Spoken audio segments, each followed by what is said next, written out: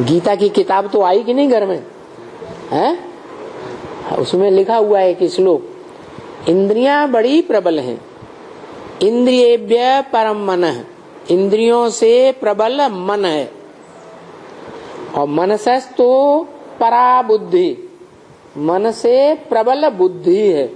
मनुष्यों की बुद्धि जो है पुरुषों की बड़ी प्रबल है कि नहीं है? देखो आज के पुरुषों ने एटम बम बना लिए है, इधर से बटन दबाएं, हाँ उधर कोई देश का देश स्वाहा कर दे। एक सेकंड में बटन दबाते दबाते कोई बड़े से बड़े देश की राजधानी को ध्वंस कर सकते हैं। कमाल की बुद्धि है।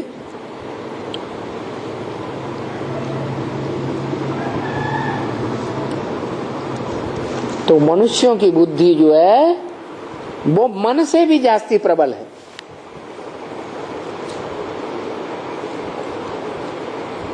फिर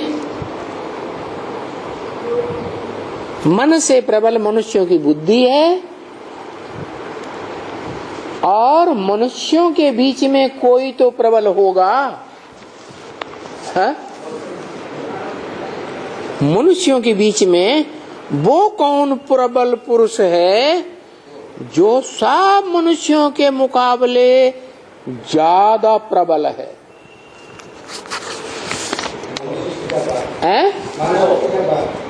हाँ, मन से भी ज्यादा है। जो मनन चिंतन मंथन करने वाले मनीषी हुए हैं उन सब से ज्यादा प्रबल जिसकी बुद्धि है, कोई तो एक होगा कि सब होंगे? एक होगा। तो वो एक ऐसा है कि जो एटम बम बनाने वाले हैं वो एटम बम तो बना लेते हैं कि हम कोई भी देश को ध्वंस कर देंगे, नष्ट कर देंगे।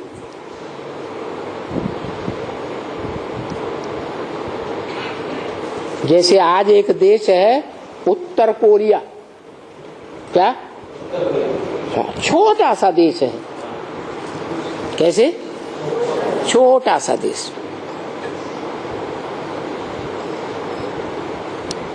वो तो दुनिया की बात हो गई। दुनिया के अंदर भारत में भी ऐसा ही एक छोटा सा देश है। अभी तो नहीं है, पहले भारत में ही था है? ये जो नेपाल, पाकिस्तान, लंका जो है ना, ये तो बाद में अलग हुए, बांग्लादेश वगैरह। लेकिन पहले ये सब मिलकर के एक ही बड़ा हिंदुस्तान था, भारतवर्ष। तो इन सब के बीच में एक छोटा सा देश है। जैसे दुनिया के उत्तर पूर्व में कोरिया है, दुनियावी तरीके से वो आज संसार के सब देशों को दहला रहा है। अखबार में पढ़ा होगा, टीवी में देखा होगा, नहीं देखा? माताओं ने माता बच्चे माता मारने से क्या होता है? अपने बाल बच्चे पाले, रोटी दाल बनाए खिलाए है? तो कोई कोई ने तो देखा होगा है? कोरिया एक देश है, हाँ, उत्तर कोरिया। तो वो दुनिया के उत्तर पूरब में है। कहाँ है? उत्तर पूरब में। और जो भारत में है तो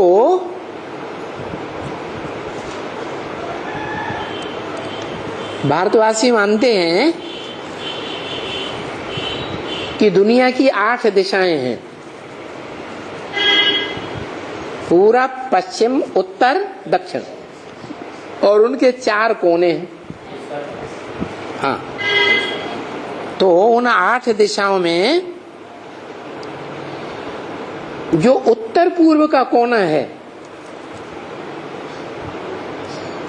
उस दिशा का जो अष्टदेव है वो बड़ा प्रबल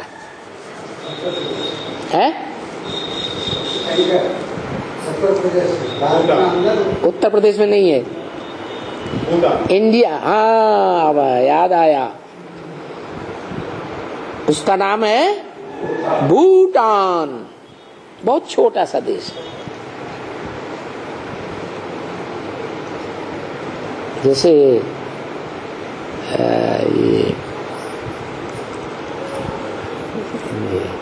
सिक्किम है ना, छोटा सा प्रदेश। हाँ ऐसे ही उसके पूरब में, भारत के उत्तर पूरब में समझ लो, एक देश है भूटान। भूटान बिगड़ा हुआ शब्द है, सही शब्द है ब्रूटान। ब्रू माने भौं, और जब किसी को गुस्सा आती है तो कहता है ब्रू माने टान, तान दिया, ब्रकुटी तान दी। ये तो दक्षिण भारत है, यहाँ रामायण तो पढ़ते ही नहीं है। नॉर्थ इंडिया में रामायण बहुत पढ़ते हैं, तो उसमें एक चौपाई आई है रामायण की, ब्रकुटी विलास सृष्टि लय होई, सपने उन संकट पर ही की सोई। मतलब जिसकी भ्रकुटी तानने से सारी सृष्टि नष्ट हो जाती है। हाँ, उसके ऊपर क्या संकट आएगा, चौपाई का अर्थ है। तो अब बताओ, भारत में कोई देवता है? वो कौन सा देवता है? कि आज के जो वैज्ञानिक वो तो अहंकार करते हैं, हमने ऐसे ऐसे एटम बम बना के रखे हैं कि दुनिया को चुटकी में नष्ट कर दे। लेकिन वो डिंग मारते हैं कि हमने ऐसी ऐसी चीज तैयार कर ली है। लेकिन अगर उन्होंने ऐसी चीज बनाई ली तो उसको यूज क्यों नहीं कर पा रहे?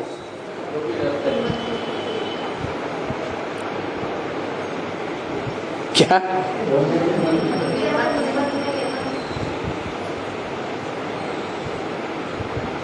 आज से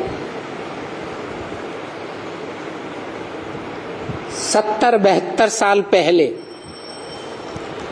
1945 में, जैसे आज के बच्चे खेलते हैं ना, बम फटाके छुड़ाते हैं दीपावली पे, ऐसे उन्होंने 20-20 मेगावाट की बम्बियां बनाई थी वैज्ञानिकों ने।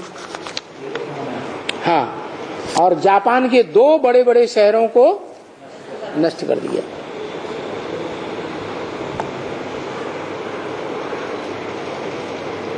और आज उन्हीं वैज्ञानिकों ने हजारों हजार वाट के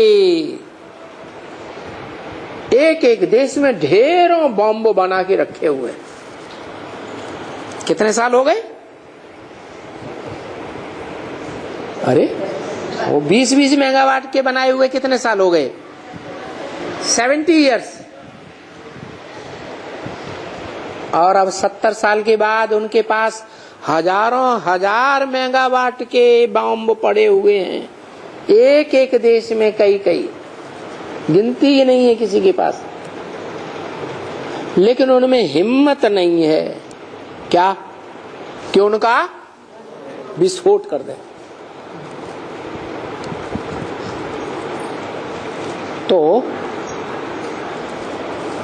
वो बड़े बड़े वैज्ञानिक समझते हैं कि इस दुनिया में हम ही बड़े ताकतवर, लेकिन उन्हें पता ही नहीं है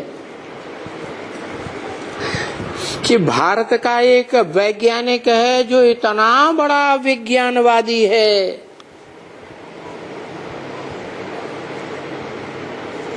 कि तुम तो बम बना बना के रखे हैं, उसके पास जो योग बल का परमात्मा बम है वो इतना बड़ा तैयार हुआ पड़ा है कि तुम्हारे बम्बों को, बम्बियों को, सारे देश में जितनी बनाई हुई रखी है सब का ध्वंस हो जाएगा, सारी दुनिया ही ध्वंस हो जाएगी, एक भी नहीं बचेगा।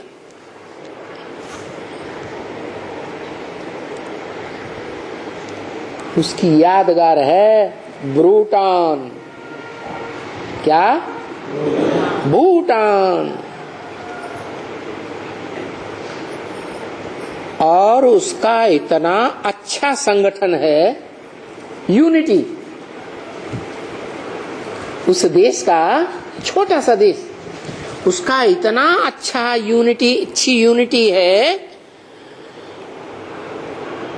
कि उसके राजा ने देखा कि सब देशों में, दुनिया में प्रजातंत्र राज्य पसंद कर रहे हैं,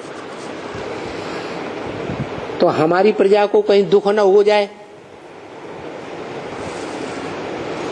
कि हमारा राज्य क्यों नहीं, हम भी तो अपने देश की प्रजा हैं।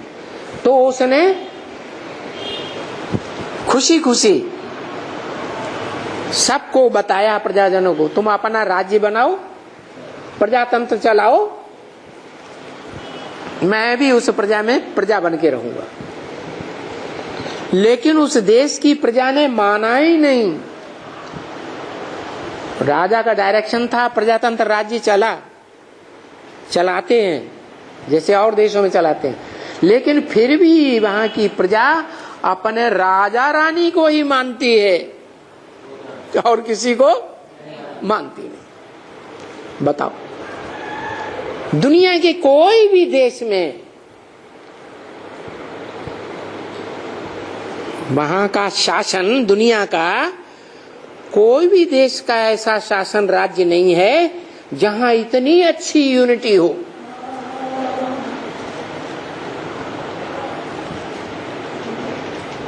एक के अंडर दी कंट्रोल चलने वाली प्रजा।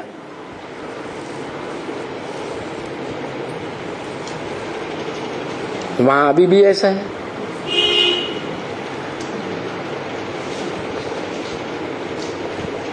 तो वो कहां की यादगार है?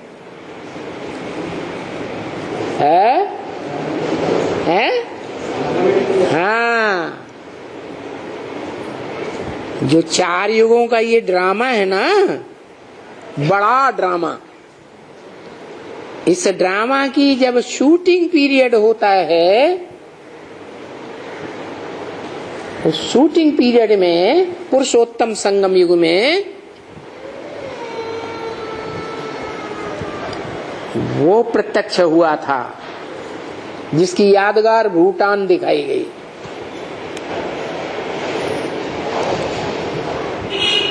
सूर्यवंशी राजा, सूर्य के समान, ज्ञान सूर्य का हो, जिसकी ज्ञान की रोशनी इस दुनिया की 500-700 करोड़ सारी मनुष्य आत्माओं ने स्वीकार कर ली थी।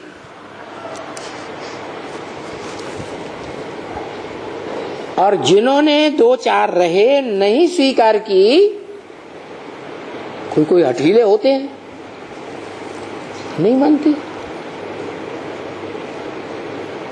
जैसे इस दुनिया को चलाने वाले धर्म पिताएं हुए, इब्राहिम, बुद्ध, क्राइस्ट वगैरह वगैरह।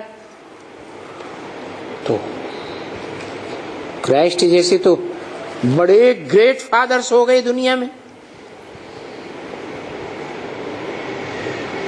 दुनिया की लगभग आधी जनसंख्या, 200-250 करोड़ क्रिश्चियंस क्राइस्ट को अपना बाप मानते हैं।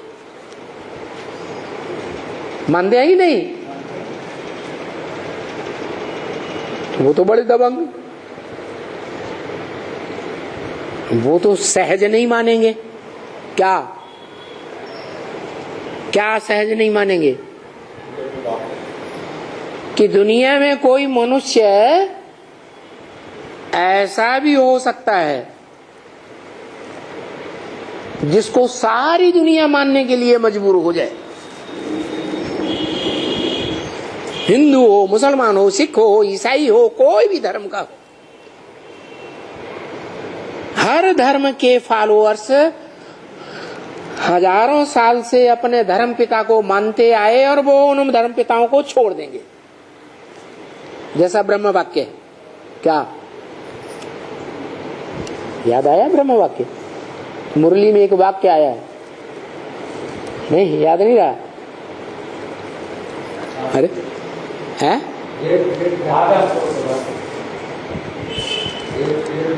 अरे बोला है, मारो इन देहधारी गुरुओं को गोली।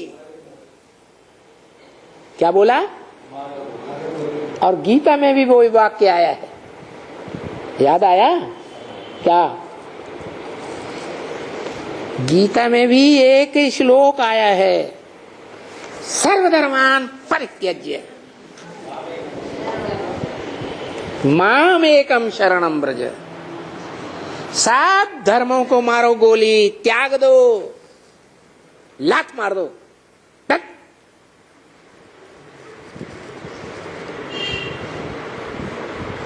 सब धर्म वालों ने, धर्म पिताओं ने सारी दुनिया को रौरव नरक बना के रख दिया। उनके मुंह पे बोल दो। क्या बोल दो? उनके मुंह पे बोल दो, थूक दो। तुमने और तुम्हारे फॉलोअर्स ने इस दुनिया को क्या बना दिया? रौरव नरक बना दिया, हेल बना दिया, बाढ़ बना दिया।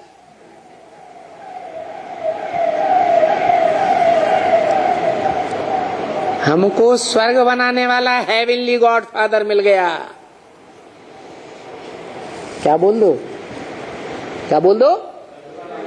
हमको हेवन बनाने वाला हेवनली गॉड फादर मिल गया। और वो हेवनली गॉड फादर बताता है कि हेवन तो मैं जो बनाता हूं वो बहुत छोटा होता है, और हेल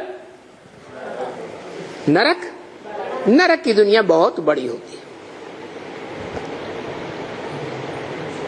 मैं इस दुनिया को स्वर्ग बनाकर जाता हूं। क्या बना के जाता हूं? स्वर्ग।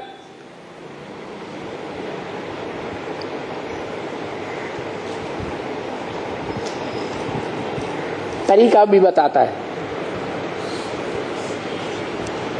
मैं सदैव इस दुनिया में आकर भी स्वस्थिति में स्थित होकर रहता हूं। स्व माने आत्मा, ज्योति बिंदु। जिस आत्मा की यादगार भारत की माताएं आज भी बिंदी लगाती हैं। कौन? भारत की कन्याएं माताएं उस आत्मा की यादगार आज भी बिंदी लगाती हैं।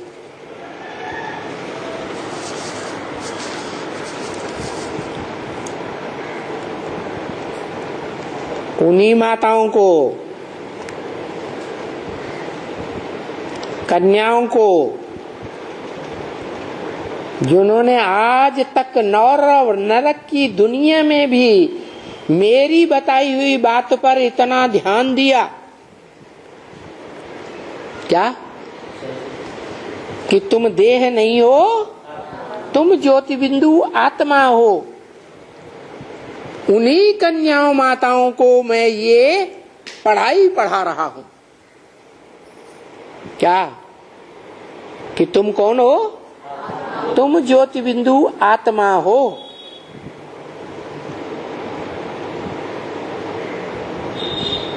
और माताओं को भी कन्या बना देता हूं।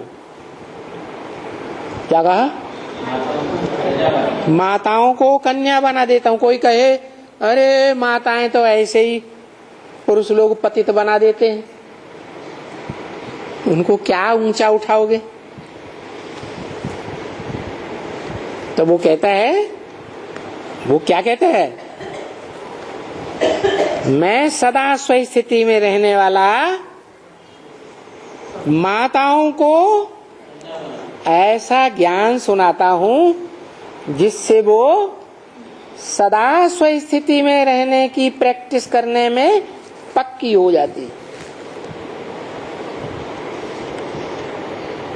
इसलिए वो कन्याएं माताएं मेरे साथ हेवन अर्थात स्वर्ग का गेट खोलने के लिए निमित्त बन जाती है।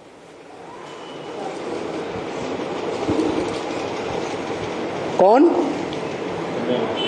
कन्याएं माताएं। मैं जिस तन में आता हूं वो नर तन में आता हूं, कन्या माता में नहीं आता हूं।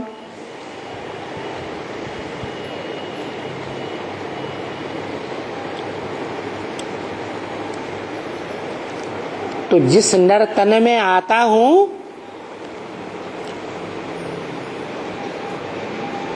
वो प्रैक्टिकल में स्वर्ग नहीं बनाता। क्या?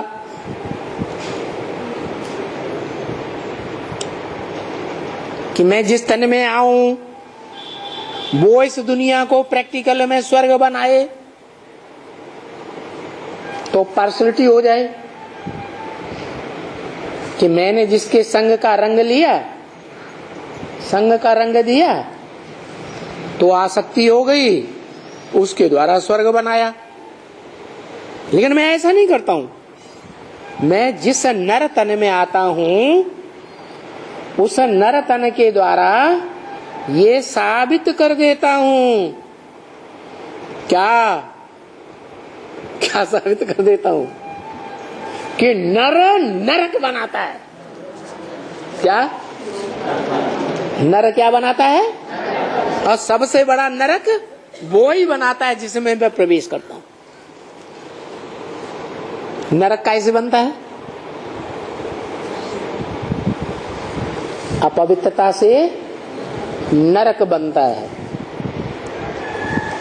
व्यभिचार से नरक बनता है और पवित्रता से स्वर्ग बनता है। दुनिया की दूसरे देशों की कन्याएं माताएं वो पवित्रता को धारण नहीं करती जीवन में कि मेरा तो एक दूसरा न कोई, मेरा तो एक पति परमेश्वर है दूसरा ना कोई। ये दुनिया की जो विदेशी औरतें कन्याएं माताएं हैं वो इस गुण को धारण नहीं करती, लेकिन भारत की कन्याएं माताएं इस गुण को धारण करती है। क्या? इसलिए उन कन्याओं माताओं को मैं टाइटल देता हूं भगवान की गौएं। जानवरों में गौएं बड़ी सीधी सादी स्वभाव की होती है। गौओं को जिस खूंटे से बांधो जीवन भर उसी खूंटे से बंद कर रहते हैं जहां मालिक बांधे, पालने वाला। ये मिसाल दिया, बाकी भगवान बताता है मैं कोई जानवर गौओं को पढ़ाने के लिए नहीं आता हूं, उनकी पालना करने के लिए नहीं आता हूं। मैं तो ह्यूमन गौओं को पालने के लिए आता हूं। भारत की खास कन्या माताओं को पालना देने के लिए आता हूं, जिन कन्याओं माताओं ने जन्म जन्मांतर, क्या जन्म जन्मांतर स्वर्ग से लेकर के रौरव नरक दुनिया जब तक बनती है तब तक भी मेरे आदेश का पालन किया।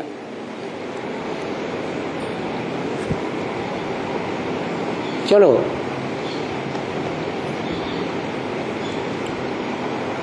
शुद्ध रूप में पालन नहीं कर सके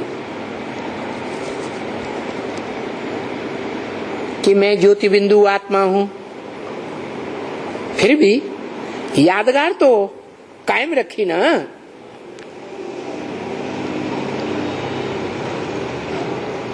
तो ये भारत की कन्याएं माताएं गौएं हैं, गौएं।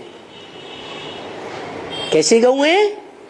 इन कन्याओं माताओं को, भारतीय कन्याओं माताओं को जीवन में कोई भी जन्म में देख लो, माता पिता ने जिस खूंटे से बांध दिया जीवन में, सारा जीवन उसी खूंटे से बंद कर रही।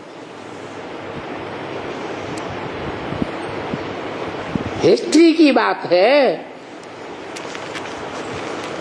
क्या? हिस्ट्री के बाहर की बात छोड़ दो। हिस्ट्री 2500 साल की मनुष्यों के पास है।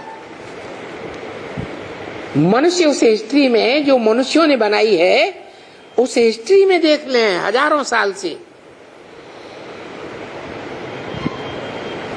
कि भारत की ये गौएं, भगवान की ये गौएं इतने सीधी साधी स्वभाव के रही। गौ स्वभाव दूसरों को दुख देता है या गौ सुख देती है?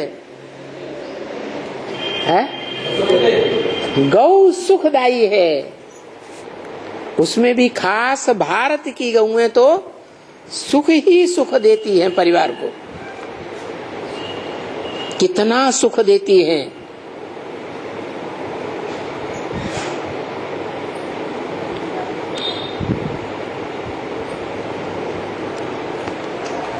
जीवन में कन्या है तो माता पिता के कंट्रोल के अंदर रहती है।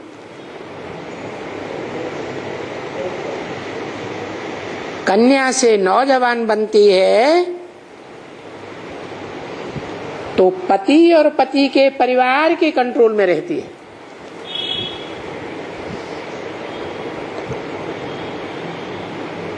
और जब खुदा न खास्ता पति शरीर छोड़ दे या कहीं चला जाए, सन्यासी होके चले जाते हैं ना, तो भी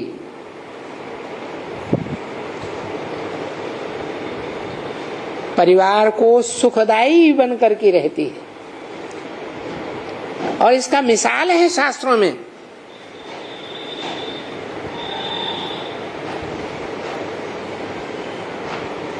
जो बड़े से बड़ा शास्त्र माना जाता है महाभारत, उसमें एक माता है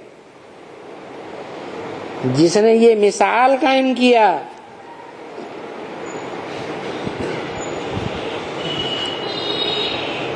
कि परिवार की वृद्धि के लिए परिवार के साथ ही जीवन भर रही, भले पति ने शरीर छोड़ दिया।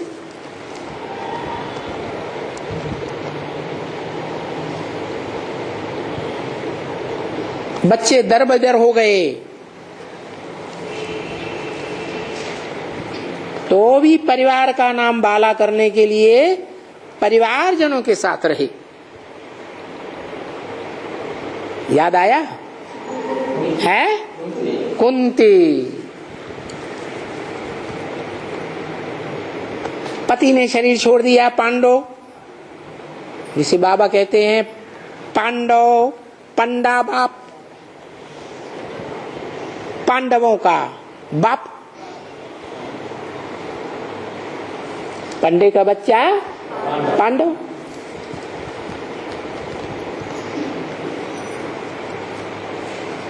उनको परिवार वालों ने देश निकाला दे दिया। किसको? पांडवों को। पांडवों ने कहा भी मां को चलो हमारे साथ, मना कर दिया। नहीं,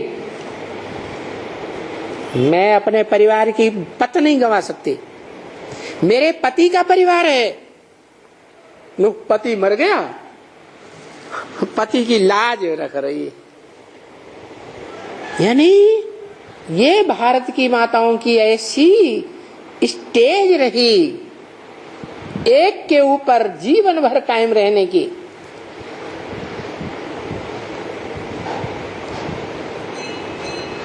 कि पति चला जाए जीवन भर के लिए, पति शरीर छोड़ जाए, तो भी पति के ही गुण गाती रहती है, दूसरी शादी नहीं करती।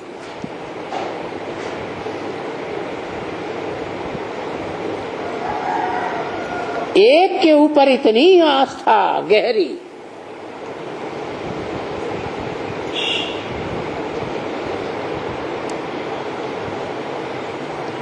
कि मेरे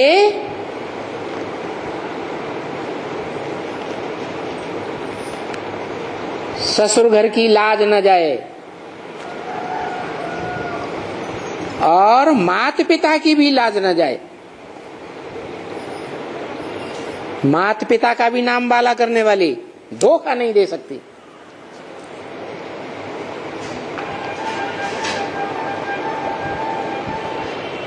माता पिता ने दान दिया तो दान दी हुई जो चीज है वो अच्छे से कामयाब हो वो अच्छा, या नाकामी हो जाए वो अच्छा है। कामयाब होकर रहे तो दोनों तरफ की लाज बचाई। भारत की कन्याओं माताओं ने कौन कौन से कुल की? ससुर कुल और माता पिता का कुल, दोनों की लाज रखी, कभी धोखा नहीं दिया। ससुर कुल को भी धोखा नहीं दिया और माता पिता को भी धोखा नहीं दिया। और आज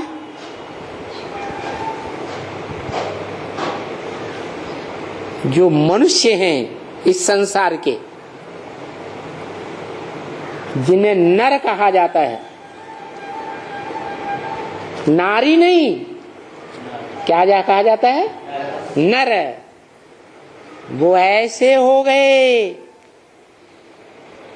कि आज दुनिया में विदेशों की तो बात छोड़ दो, विदेशियों से प्रभावित होकर के भारत की कन्या माताओं की ये हालत कर दी कि जितनी कन्याएं माताएं दुखी हो रही हैं, बंधन में हैं, पुरुषों के नर के जितने बंधन में हैं, इतना बंधन में कोई मनुष्य नहीं होता।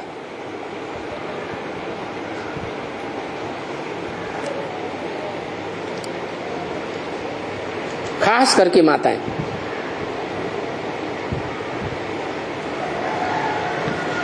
कैसी बंधन में? वो बड़े ते बड़ी त्यागी हैं। बचपन में माँ बाप की होकर रहती, सब कुछ माँ बाप का, कुछ नहीं मेरा। बड़े होकर पति और पति के कुल की रहती, सब कुछ पति के कुल का, परिवार का, कुछ नहीं मेरा। बाल बच्चे भी परिवार के, पति के। और जब वयोवृद्ध बूढ़ी हो जाती है तो भी भारत में ये परंपरा रही है, भगवान के आने से पहले तक, कि भारत की माताएं बूढ़ी होने के बावजूद भी परिवार की संपत्ति की हकदार नहीं बनी। क्या? परिवार की सारी संपत्ति बच्चों को सौंपी है।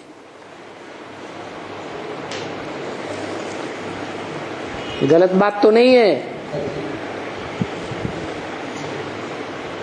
इतनी त्यागी बनकर सारा जीवन रही।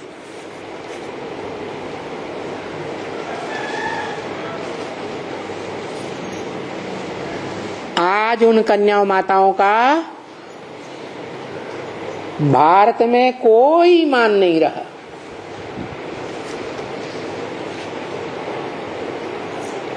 मनुष्य गुरुओं ने जो परंपराएं बनाई, ऐसी भ्रष्ट परंपराएं बन गई कि हर देश की बात छोड़ दो, खास भारत में भारत के नर पुरुष आज कन्या को घर की माता बनाते हैं और कल लात मार के बाहर निकाल देते हैं। गवर्नमेंट भी कुछ नहीं कर रही। करती है? नहीं। माता को इंसान नहीं समझा, बच्चे पैदा करने की मशीन समझ लिया। जैसे मशीन पुरानी हो जाती है, कबाड़े में डाल दी,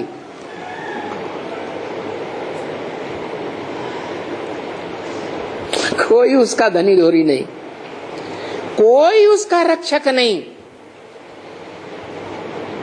ऐसी जब दुनिया हो जाती है, तब वो कन्याओं माताओं का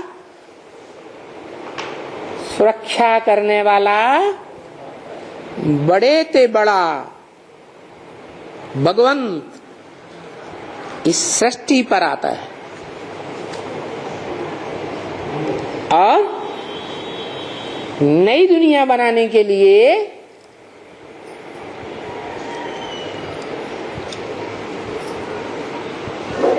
जिस पुरुष तन में भी प्रवेश करता है, तो भी उस पुरुष तन से पहले पहले नई दुनिया बनाने का काम करने के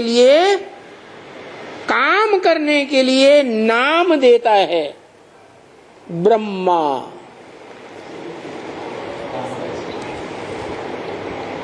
किसी भी पुरुष तन में भी प्रवेश करेगा तो भी नाम क्या देगा? ब्रह्मा।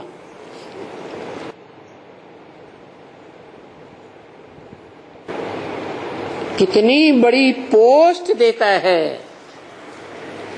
इस दुनिया में आकर।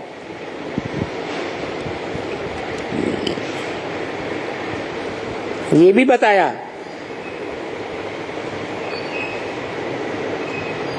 कि माताएं, खास करके भारत की माताएं,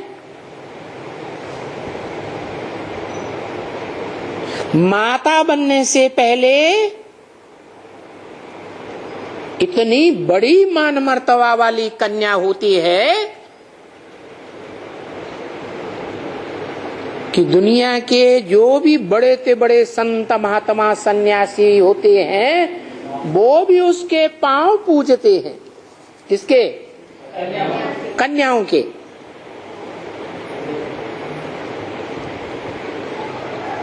किस आधार पर? उसके अंदर पवित्रता होती है। विदेश की कन्याओं की बात छोड़ दो, भारत की कन्या माताओं में ये अभी भी परंपरा है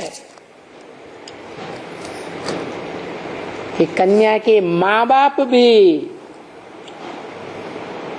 परिवार के गुरुजन भी नवरात्रों में कन्याओं को इकट्ठा करते हैं और उनकी पूजा करते हैं। कितना महत्व हासिल है ये।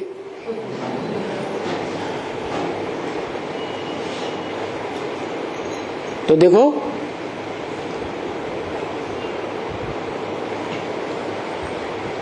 माताओं को एहसास दिलाया कि तुम कन्या थी तो तुम्हारा इतना महत्व था, और जब से तुम माता बनी तब से जिस परिवार में गई, उस परिवार में सबके माथा टेकती हो, सबके पांव पड़ने पड़ते हैं।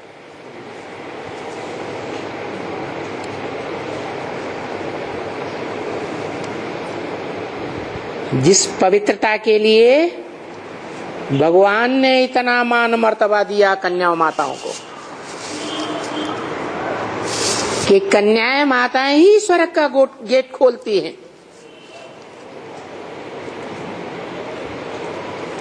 क्या कौन खोलती? कन्या माता ही गेट खोलती। माताओं में भी वो माता जो पहले पहले भगवान को अपना अव्वल नंबर का पति मानकर रहती प्रैक्टिकल जीवन में। मेरा तो एक शिव बाबा, दूसरा न कोई।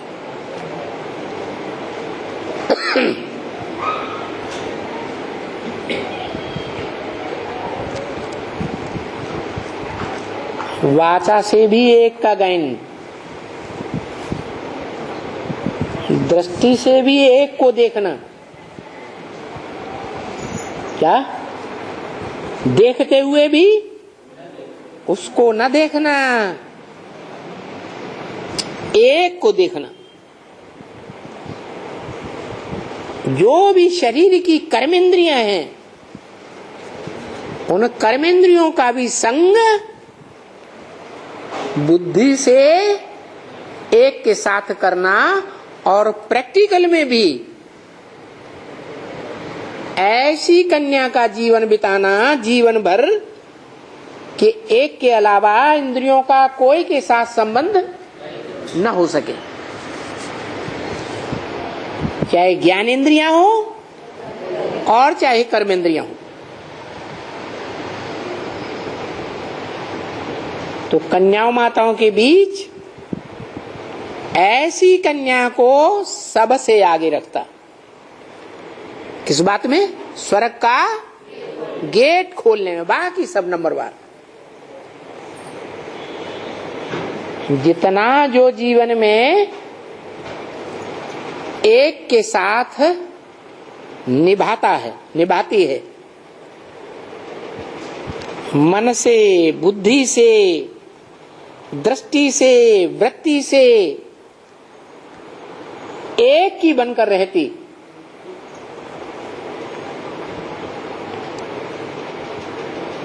पाठ ही ऐसा पढ़ाते भगवान आकर। एक शिव बाबा, दूसरा नहीं कोई।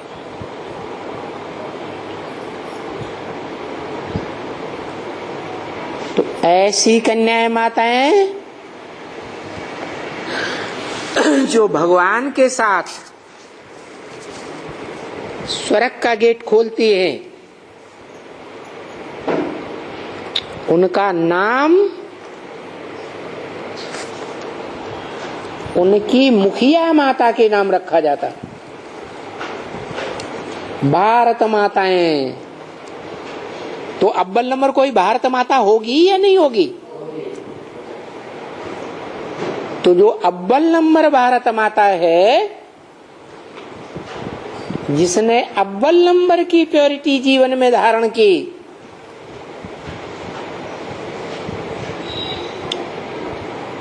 वो अव्वल नंबर माता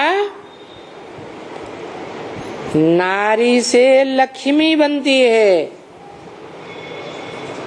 क्या बनती? लक्ष्मी बनती है।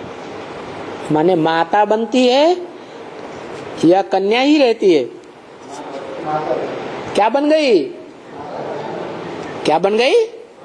माता बन गई। भले माता बन गई, लेकिन एक की बन के रही तो माता, या 2 4 8 की बनी?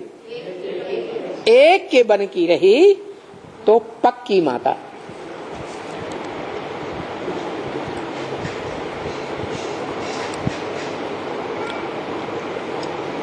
और माता है तो माता में 2 हैं।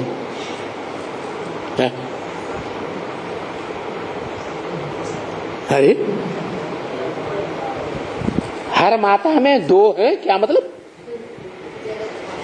है? हर माता के अंदर जगत माता है।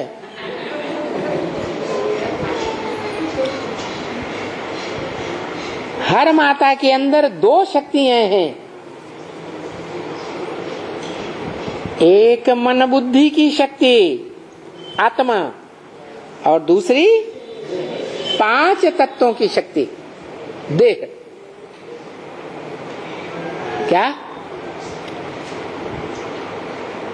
खास करके भारत माताओं में, भारत की कन्याओं में आत्मा भी पवित्र और शरीर भी पवित्र।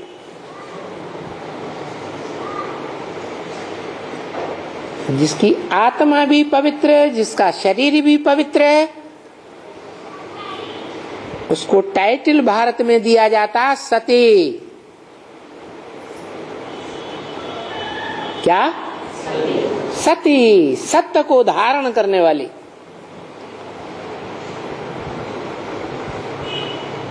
बेहद का सत्य है सच्चाई। सत्य को ही ज्ञान कहा जाता है। सत्य का ज्ञान या झूठ का? सत्य का ज्ञान। तो जिस माता ने या कन्या ने अपने जीवन में जो सत श्री अकाल कहा जाता है, उस सत्य भगवान के सत्य को, ज्ञान को प्रैक्टिकल इंद्रियों में धारण किया। क्या?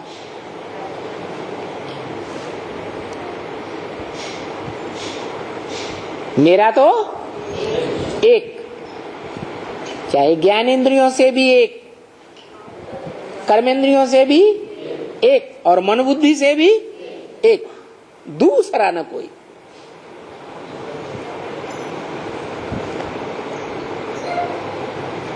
तो ये डायरेक्शन है। ऊंचे ते ऊंचा भगवंतात्मा का, परम पुरुष का डायरेक्शन है।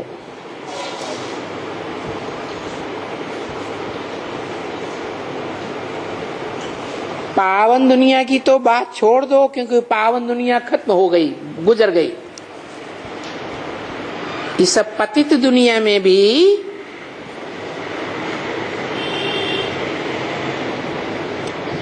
विशेषता बताई किसकी? कन्याओं माताओं की, भारत की माताओं की ये विशेषता बताई। इस पतित दुनिया में भी पतित तो बनना है,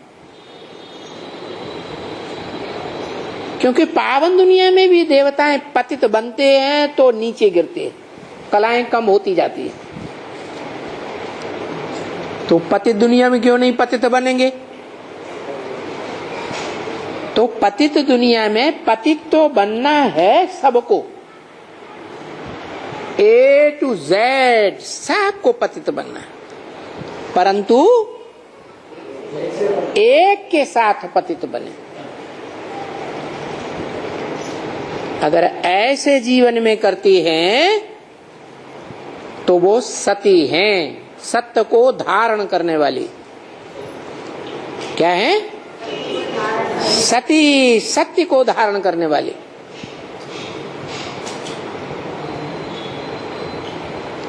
और वो सत्य को धारण करने वाले पुरुष सती नहीं बन सकते। उनको कोई नहीं कहता सता। कन्या माताओं को टाइटल मिलता है क्या? सत्य को धारण करने वाली सती। और ऐसी वैसी सती नहीं, सत्य को धारण करने वाली ऐसी सती कि वो अगर सत्य को धारण करने वाली है जीवन भर,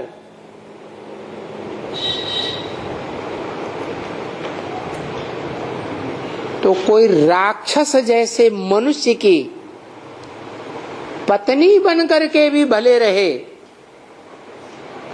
जैसे जालंधर राक्षस की पत्नी का नाम वृंदा, तो भी उस सती में इतनी ताकत रहती है कि दुनिया में जिसे भगवान कहा जाता, खास भारत में शिव शंकर भोलेनाथ कहते हैं,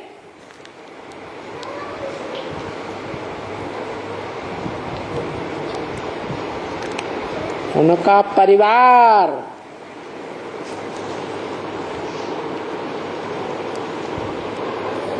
उनका छोटा बड़ा बच्चा हो, छोटा बड़ा कोई भी सहयोगी हो,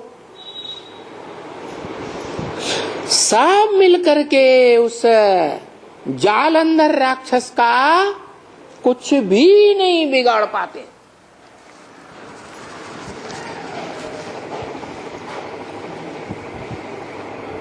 युद्ध में उसे क्या,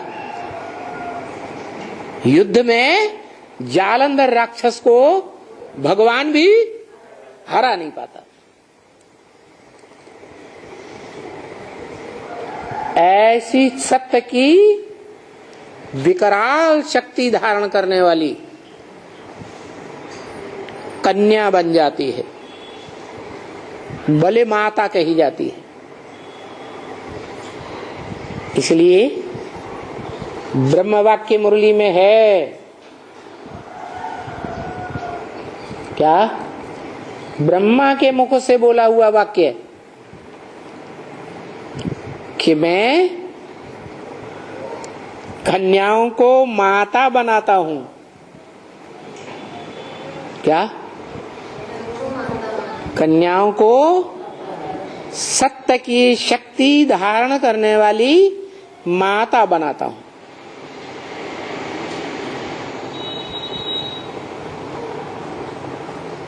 वो सत्य की शक्ति कहां से आती है? जो धारण करती है, हैं? पति से आती है। वो शक्ति कहां से आती है? कन्या में वो शक्ति, सत्य, जिसे ज्ञान भी कहा जाता है, सच्चाई का ज्ञान, कहां से आती है? हैं? पति से आती है। तो पति की दी हुई उस शक्ति को जो धारण करती है कन्या, माता बनती है और बड़ी पावरफुल बन जाती है धारण करने से। आती पुरुष से है, लेकिन पुरुष धारण नहीं कर पाता। क्या? सत्य की उस शक्ति को पुरुष जीवन भर धारण नहीं कर पाता।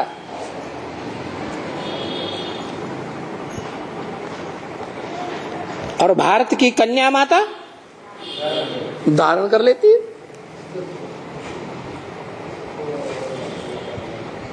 ये परंपरा किसने चलाई होगी? है?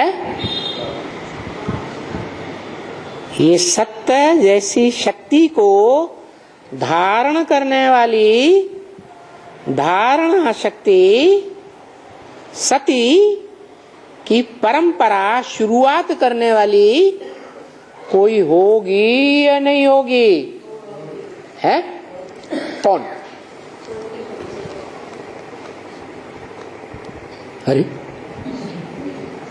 ये तो बोला कि होगी पहले नंबर की। कौन होगी? हैं? भारत माता।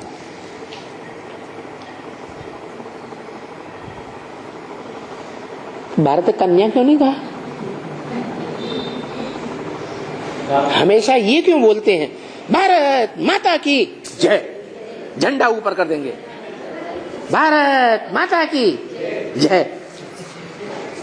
यहाँ पे चित्र नहीं है भारत माता का।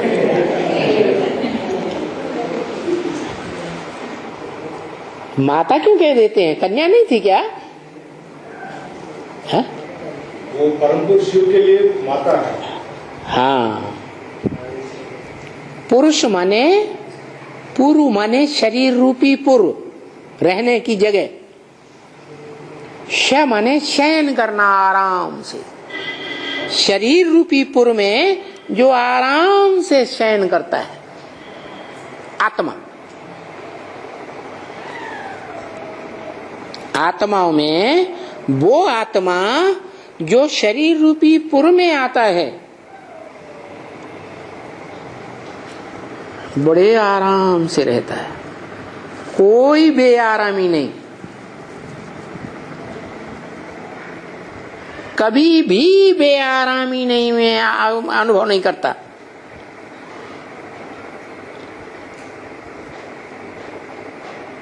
वो पुरुष रूप आत्माओं के बीच उसको कहा जाता है परम पुरुष। कैसा पुरुष? परे ते परे स्टेज में रहने वाला पुरुष। उससे प्रबल कोई पुरुष रूपी आत्मा होती ही नहीं। लेकिन वो परम पुरुष जब इस सृष्टि पर आता है तो सिर्फ 4 युगों की 4 शूटिंग, 4 सीन की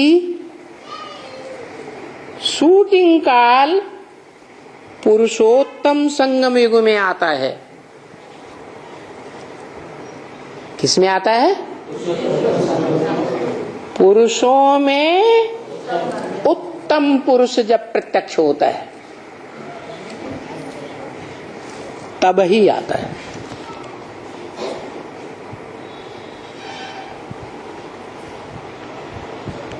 पुरुषों में उत्तम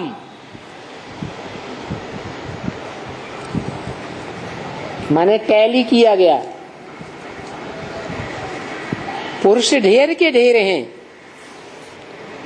शरीर रूपी पुरी में रहने वाली आत्माएं ढेर की ढेर हैं, लेकिन उनमें उत्तम से उत्तम पार्ट बजाने वाली हीरो पार्टधारी आत्मा जो षष्ठ रूपी रंगमंच पर कैसा पार्ट बजाती? हीरो पार्ट बजाती। उस आत्मा में ही आता है।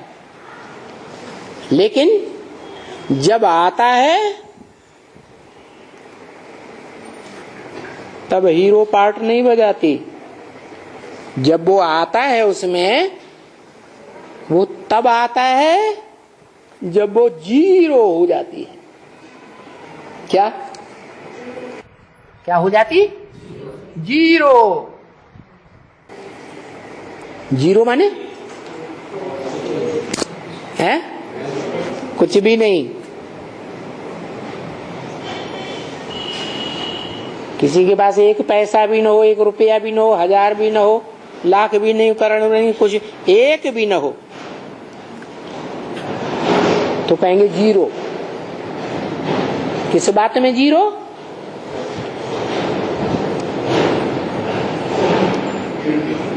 जो कभी इस दुनिया में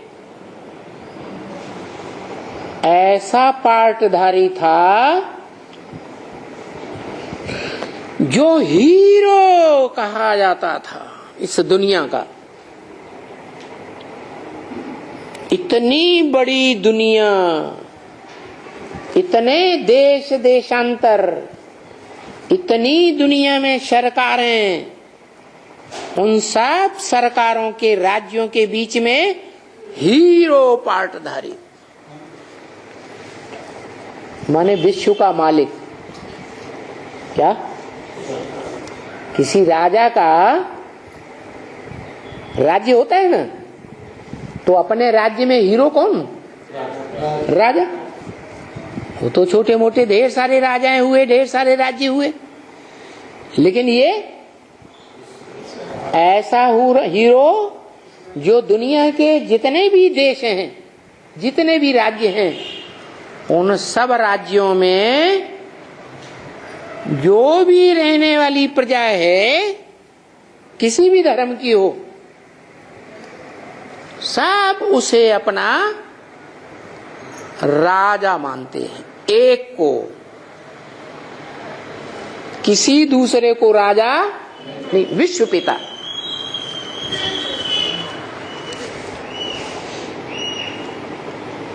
ऐसा राजा